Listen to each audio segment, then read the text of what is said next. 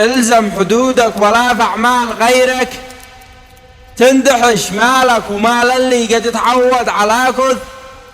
الفضول خلك رفيع الشان بأفعالك خلايق تندهش وكلمتك كالسيف مسلولة ولا فيها ميول. خليك صادق في أمورك يا رفيقي لا تقش مهما قسى وقتك عليك اسعى وربك يعول. خليك واعي وعيش العمر كيف ما اشتيت عش ولا تسمح لغيرك يقودك في صراعات السيول. احفظ لسانك وخلى المطقطق كيف ما اشتاء يحش ما يضرك كلام المقلقل ولو قلقل وقوله يقول ابليس يبقى ابليس لا قد وناته حرش يزرع الفتنه مبرمج بلعب المشاعر والعقول. اطلب من الناس مره ولا عد يا ابن عمي تعش تعرف القوم لجات في الشده وتعرف فسول فالصاحب الجيد دي وقت الشدايد ينش في أرض بقعة ما يعرضها ولا حتى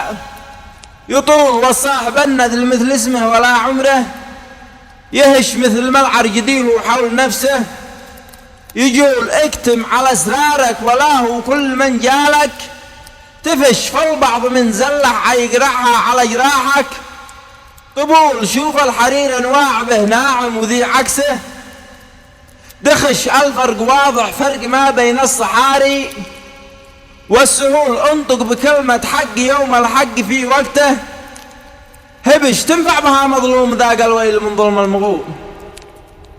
خلك قنيع يقنع ولا توقعش منفوخ الكرش خوفي عليك لا تشترك ولا تمكنها خمول. عدبة أوادم جاوعة ياكم وكم حدك تقش لك فيتدارك عليك بالغير لو كدمه وفول لأعطاك ربي فهو قادر على املاكك يكش تمسيمة لك والصبح تشبعها ولو حتى ذمول مالك وللكبره ما نتكبر على غيره قحش يبقى الكبير الله دنيا كل ما فيها يزول. شاعر وعندي موهبه قافي وحرفي ينتعش ما هي على الفطرة ولا بي كان شاعر يزول. لا ناب متفاخر ولا دور من ابياتي بقش اسرد ابوها نصايح توعي كل من هو جهول. واختم قصيدي وقيفاني وحرفي يرتعش في ذكر اطهر بشر جانا من الباري